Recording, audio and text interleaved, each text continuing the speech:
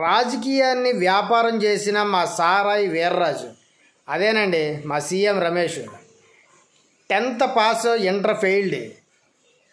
ఈ తెలివితేటలు మామూలుగా లేవు, అమోఘంగా ఉన్నాయి.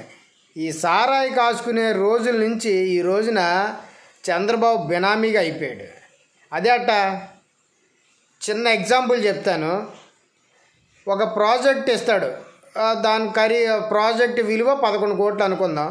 ఈ 11 కోట్ల ప్రాజెక్టు నాలాంటి వాడికి ఒకరికి ఇస్తాడు. సరిగా చెయ్యట్లేదని నెపంతో నాలాంటి వాడిని పక్కకి తప్పించి సీన్లోకి ఈ సారాయి వీర్రాజుని తీసుకొస్తాడు. ఆ ప్రాజెక్ట్ విలువ 20 నుంచి 30 రెట్లు పెంచేస్తాడు. 200 కోట్లు 300 కోట్లు పెంచేసి ఈ సారాయి వీర్రాజుకి ఇస్తాడు. దాంట్లో సగం మా చంద్రబాబుకి వెళ్తుంది. ఇలాగా చంద్రబాబు బినామీ అయ్యాడు. కనీసం చంద్రబాబుకి చేతికి కూడా వాచి కొనుక్కోలేనటువంటి దీనస్థితిలో ఈ సగం వాటా తీసుకుంటాడు. ఈ విధంగా ఎంపీని కూడా చేశాడు సీఎం రమేష్ని. టీడీపీ అతి ఘోరంగా ఓడిపోయిందిగా 2019లో బీజేపీలో పంపించాడు. బీజేపీలో ఉంటూ కాంగ్రెస్కి 30 కోట్ల రూపాయలు ఎలక్టరల్ బాండ్లు ఇచ్చాడు. అదేంటి? నీ బిజినెస్ని నువ్వు డెవలప్ చేసుకోవాలి, నీ పార్టీని నువ్వు అభివృద్ధిలోకి తెచ్చుకోవాలి. ఇస్తే నీ పార్టీకి కదా డొనేషన్ ఇవ్వాల్సింది, పక్క పార్టీకి ఎలాగిస్తావు 30 కోట్లు? అది కాంగ్రెస్కి కనీసం ఆంధ్ర రాష్ట్రంలో 100 కన్నా తక్కువ ఓట్లు వస్తే నీకెలా ఉపయోగపడుతుంది?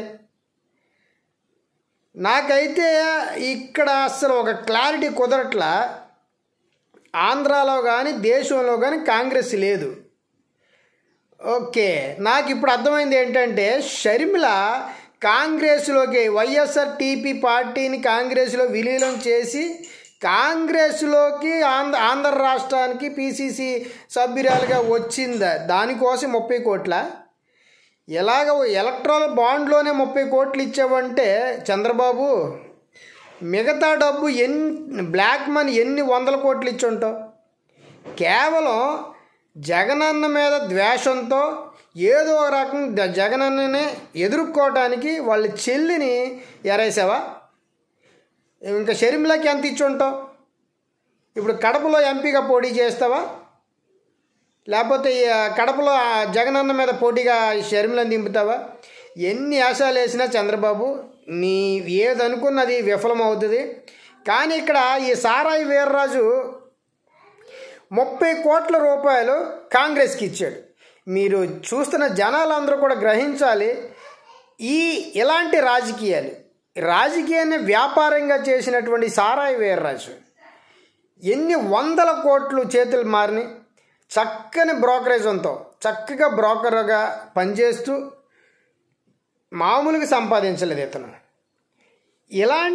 ఇలాంటి వ్యక్తులు మనం ఎన్నుకుంటున్నాం. ఇలాంటి వ్యక్తులకి ఈ రాష్ట్రంలో కానీ దేశంలో కానీ అత్యంత విలువ. వీళ్ళకి రాజ్యసభ సభ్యులు అన్నట్టుగా ఇంత నీచ రాజకీయం చేయటం ఏంటి? ఇక్కడ ఇప్పుడు టీడీపీకి ఏమో 5 కోట్లు ఇచ్చాడు డొనేషను. ఉన్న బీజేపీ పార్టీకి రూపాయి కూడా డొనేషన్ ఇవ్వలేదు.